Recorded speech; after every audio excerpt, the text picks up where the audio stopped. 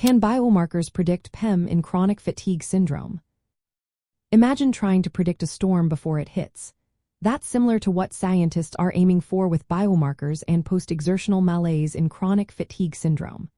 Post-exertional malaise is a key feature of this condition, where symptoms worsen after physical or mental activity.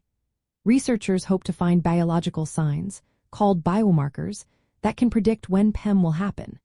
But right now, no single biomarker can reliably do this on its own. Recent studies have shown some promising leads. For example, scientists have identified 11 microRNAs in the blood that seem to be linked to PEM.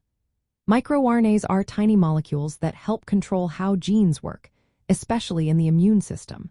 Since immune dysfunction is thought to play a role in chronic fatigue syndrome and PEM, these microRNAs might serve as clues to understanding and predicting symptom flares. However, these findings are early and based on small groups of patients. Larger studies are needed to confirm whether these microRNAs can be used reliably in clinical settings. Other research looks at physical and biochemical markers. Hand grip strength measurements, for instance, have shown some connection to symptom severity and inflammation levels in people with chronic fatigue syndrome. Those with weaker grip strength at the start often continue to have more symptoms over time, which suggests it could help predict how the disease might progress, including PEM severity.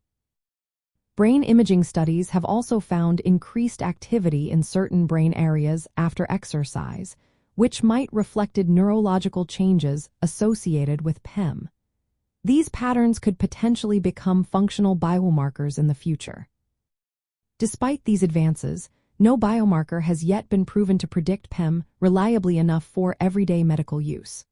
Currently, diagnosis relies on clinical criteria based on symptoms, not biological tests.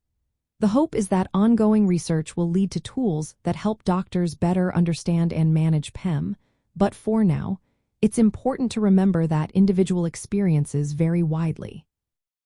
People living with chronic fatigue syndrome should continue working with healthcare professionals who are familiar with the condition, focusing on symptom management, pacing activities to avoid PEM triggers, and exploring personalized treatment options. In summary, scientists are exploring several potential biomarkers related to PEM, including microRNAs, physical strength measures, and brain activity patterns. While these discoveries are exciting, none have yet been validated for routine use. The research is promising and may eventually lead to better ways to predict and treat PEM, but for now, diagnosis and management remains centered on clinical observation and patient-reported symptoms. Always consult healthcare providers for personalized advice and support in managing this complex condition.